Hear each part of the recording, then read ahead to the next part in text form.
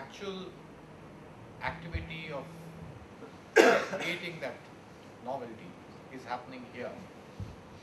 So it also brings about cross-border transactions, and if you're filing a patent out there, that means technically it can be assumed that the royalty and everything would flow to the agency that is patenting. And if I have a US office, suppose I build a software here but I patent it in the US, okay, then if the US entity is holding that patent, so they will have the right to gain royalty from it and not the Indian entity. Only in the US? Yeah. Yes, but the fact is the money would flow into the US company and not to the Indian company.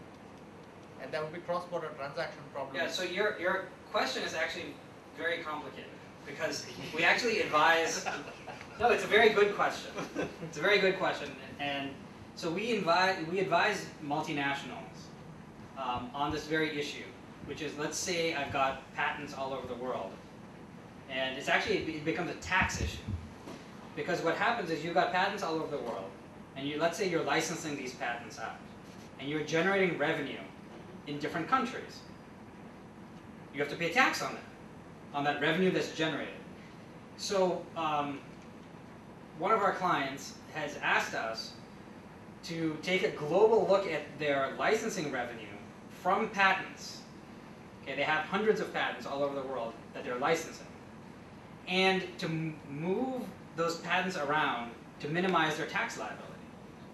And so what we've done is we've created holding companies in Mauritius and places like this that actually hold the patents in tax-friendly jurisdictions. And then what's happened is the patent license have been renegotiated so that they are all getting the license from the Mauritius holding company for tax purposes. So your question is very good, and in fact, multinationals are looking at this in terms of, okay, so we've got lots of patents, we've got revenue streams coming from different places, which is fine, but then what's the implication? How can we reduce our global tax liability in the most beneficial way? So what they'll do is they'll take these patents, like the Indian patent and the US patent, the Canadian patent, the English patent, and they'll change the assignment so that they're now being held in different places by different shell companies, and then changing the license agreements so that the money's flowing in the best tax way. So this scenario what you measure is for a certain critical mass of a company, right? I mean, once you reach a certain size. Right. I mean, what's your advice for somebody like me who's just a single entrepreneur right now, or a small company in India? File your Indian application. File Indian application and file a US application? Yeah, and then like Raghavendra says, I mean, you can either go the PCT route, or you can then file directly into the US after you file in India. And actually the US has the foreign filing license requirement. It's the same thing in the US too. So get your Indian application in first. And then if you want US rights or EU rights or Japanese rights, then you can take the next step by going the PCT route, usually is what people do, or directly filing in those countries.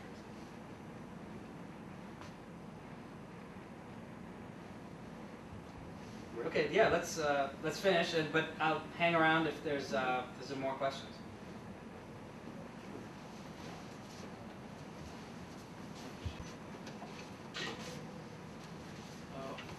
Good evening, everyone. This is Prashant Pansari from Software Exporters Association.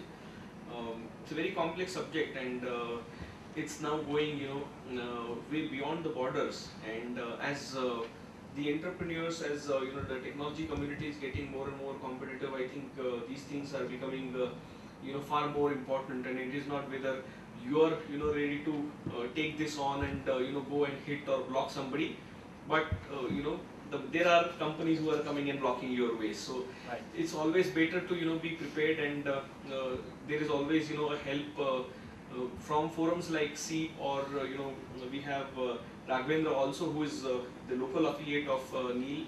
So if you want to reach out to him to get more advice, expertise in these matters, we certainly would encourage you to go through Raghavendra, or even at SEAP we can help you connect with them.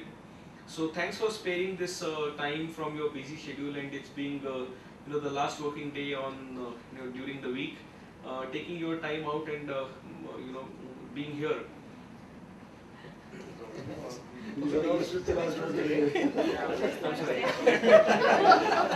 So on behalf of SEAP, I may request Ashutosh to please hand over this small token of remembrance to Neal.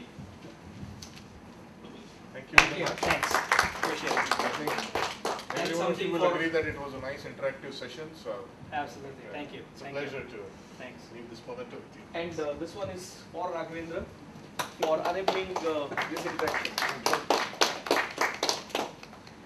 Before we wind up, a request to especially the first time comers and people who are not so far members of SEAP, please get in touch with Saheli, and we would like to see you also on the organizing side and be a part of SEAP community. Thank you very much.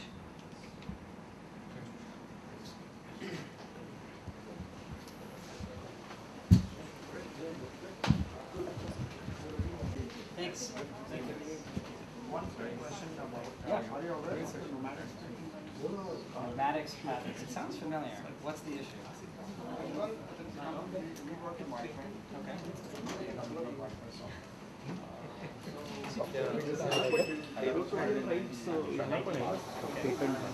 Nomadic is outsourcing to